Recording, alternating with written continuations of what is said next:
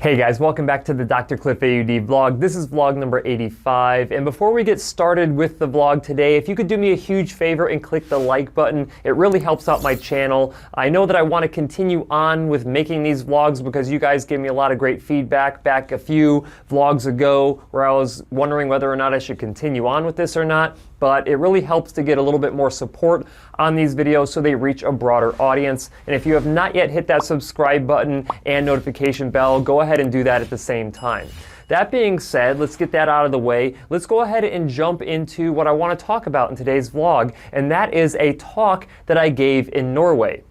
And no, I did not actually travel to Norway to do this talk. I actually was arranging me talking at this conference with the individuals in Norway back when the virus was kind of still, doing its thing really bad. And then it turns out that that was a good thing because the virus is now starting to kind of ramp back up again. Who knows if we'll be able to travel, but they ended up not canceling the conference, but making it 100% virtual. Now, I think I've probably talked about some of the conferences that I've spoken at over the course of the last year and a half, and virtually all of them have been virtual. Virtually all have been virtual. That's kind of funny.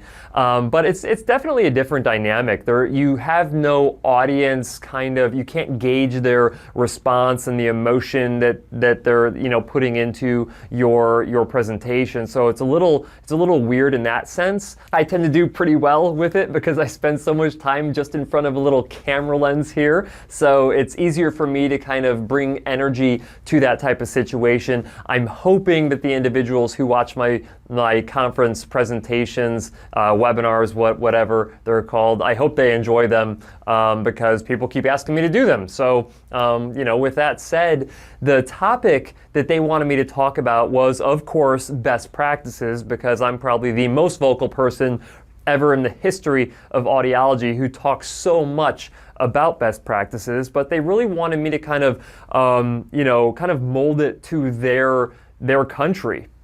And the thing that's interesting, and I'll rewind back here a little bit, I'm actually 25.1% Scandinavian and primarily from Rogaland, Norway, which is my ancestry. So when I did 23andMe, it identified, I think it was 23andMe. It was one of those, DNA tests where you spit in a vial, send it off. And they determined that I have a pretty significant ancestry back to Norway. So when these individuals from Norway reached out to me, I'm like, oh, well, that's kind of not my old stomping grounds, but, I have some history and I have some lineage back to Norway. So I've thought that was really cool. And then, of course, with the potential to be able to travel back there, it just kind of, was the icing on the cake. Of course, that did not actually happen. But nonetheless, I was really excited to be able to give a presentation in Norway, even though it was done virtually. And, I actually had to give this presentation on a Friday morning. I had to wake up at 3 a.m. and be ready by 4:15 a.m. to actually give the presentation, and that was early afternoon out in Norway on a Friday. So I ended up going to work on Thursday, coming home, finishing up all preparation for doing this presentation, and then going to sleep at about 11 o'clock at night. Ended up waking up at 3 to give the presentation. So that I didn't even really think about that when I agreed to do the presentation, so that was kind of interesting, but it ended up working out okay. Had a couple cups of coffee. I don't need a whole lot of sleep to be able to function with high energy anyway, so even though it was super early in the morning, that's only about an hour and a half before I typically wake up on any standard weekday morning anyway, so it ended up being okay. But basically, things are different in Norway. Hearing aids are covered by either the federal government or at the local government level, and it's covered by taxpayer dollars. So, if you have hearing loss and you want hearing aids, you just go and get them.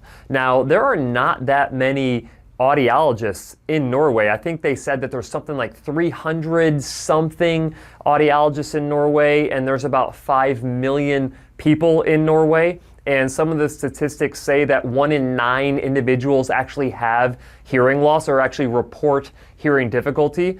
And, compared to the United States, their adoption rate for hearing aids really isn't that much higher than the United States. I think Norway is around 42.5%, and United States is around 34%, which makes Norway, 8 percentage points higher than the United States, 8 and change. And which is really surprising, because a lot of people say that, like, oh, well, cost is the #1 barrier to hearing treatment, and yet when cost is removed entirely, it doesn't lead to that many more people. I mean, it is more, but not, percentage-wise, you would expect it to be like 50% higher in Norway for hearing aid, adoption rates, and it's just not the case. And so when they asked me to give this presentation on best practices, typically I'm giving a presentation on best practices because it is in the best interest of a patient, and it's in the best interest of a hearing care professional, because in order for you to actually stay in business as a hearing care professional, at least in the United States, you have to provide value with hearing aids, and the way that you do that is you follow best practices to maximize potential with hearing treatment. And then, of course, you have to do that in a person-centered care approach. But things are different in Norway. There is no monetary incentive for a hearing care professional in Norway to actually do the right thing and follow best practices. So that's what took me so much time trying to figure out, what angle do I want to present this best practice information from? And it turned out that the angle that I took was the fact that adoption rates are still very lackluster in Norway. And I believe this in Norway, and I believe this to be true in the United States, that if everybody who practice audiology or practice the dispensing of hearing aids followed comprehensive best practices, that we would have significantly more individuals accepting hearing treatment, because they would get so much more benefit out of hearing aids. And then, when people are talking to their neighbors and their friends and their family members who all have hearing treatment, all of them would say wow, having hearing aids is terrific. They work so well and blah, blah, blah, blah, blah, right? And that would encourage other individuals who've kind of been sitting on the fence to be like, wow, if Phil's getting that much benefit from their hearing aids, that sounds pretty awesome. And then it normalizes the behavior of using hearing aids. So I really think that one of the biggest things about increasing hearing aid adoption rates is not getting the cost to go down to nothing. I think it's about making the quality of care significantly better. And in order to do that, best practices have to be followed.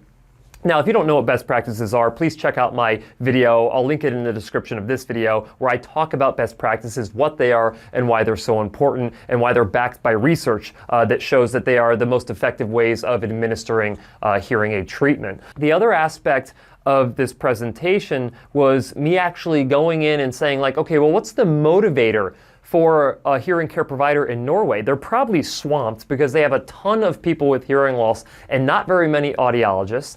And on top of that, there is no really, extrinsic motivation for them. I mean, they're gonna have a job, they're not gonna get fired. They basically just have to administer treatment to a standard that's probably not that high, because it's all free anyway. They're not going to make more money if they do a better job in dispensing hearing aids, right? So what's the motivator? What's the carrot on the stick to get one of these audiologists to actually follow best practices? And the simple fact of the matter is that it has to be an intrinsic motivation. It has to be the desire to just want to do the right thing. And Gary Vaynerchuk, someone who I follow a lot online and is partially the reason why I create this video content, he had a quote that went something like, doing the right thing is always the right thing. So whether it's good for you or bad for you, regardless of that, if you're doing the right thing, it is the right thing to be doing. And following best practices is the right thing to do. And if you're not following best practices, then you're in either ethical violation or moral violation, and you're not doing your best for your patients. It doesn't matter whether there's an extrinsic motivator. It doesn't matter whether someone's going to pat you on the back or give you an award or pay you more money because you're doing what's right by your patient. You're doing it because that's just the right thing to do. that's the whole reason that I started doing it. I mean, back when I started my clinic, I had virtually no money, right? I didn't pay myself for like a year. And when I started paying myself, it was like barely anything. And in fact, the only reason that I was like, okay, begrudgingly started paying myself was because my wife Ashley's like, Cliff, if you're going to keep doing this, you're going to have to pay yourself something, because I'm not going to keep going to work, busting my butt every day to barely make ends meet.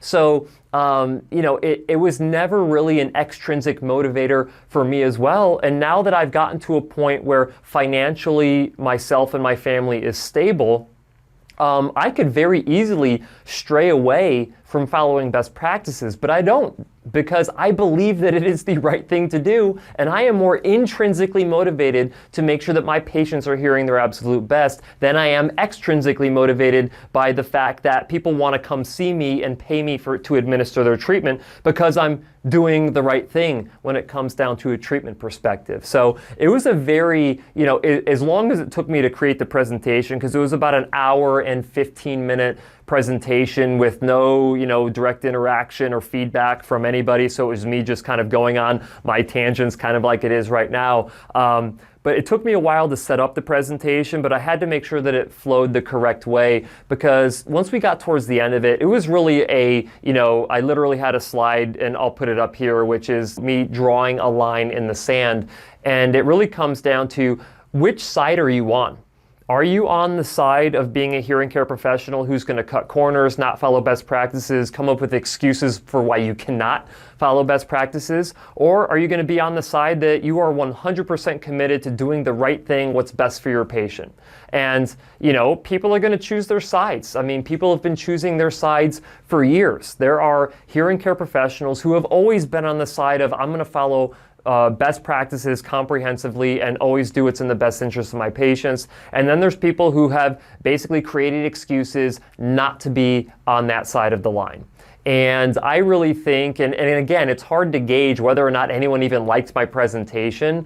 There were some really, good questions at the end of the presentation, and wanted to kind of get my insight into different aspects of, of best practices and administration of best practices. But I hope they liked it. Honestly, there might be some feedback that I get post-presentation that lets me know that if the audience actually liked what I had to say. But we'll see. I had a blast doing it. I think it's really cool that different countries are reaching out to have me speak to the providers in their country to kind of inspire them and motivate them to do better. And it's just absolutely crazy to me to have that kind of influence, and not just have it be inside the consumer realm, which was really my only intent really anyway. But, if anything, this should make anyone who has hearing loss feel really good, because there are a lot of hearing care professionals who I think are on the side of the line where they want to do better and they want to do what's best for their patients, whether it's, motivation extrinsically or motivation intrinsically. So to me, that's really exciting. But that's the thing that I really wanted to talk about today. I hope you guys enjoyed it. If you did enjoy it, of course, go ahead and hit that like button, but you've probably done that already. And I'm not sure if I'm going to be doing a vlog video this next week. Ashley and I are actually going out of town for the Labor Day weekend. If I have time to kind of record something quick when we're out of town, I may go ahead and do that. But as always, guys, well, sorry, I guess I shouldn't say that. If it is as always, I'll see you next week. But if not, I'll see you in 2 weeks.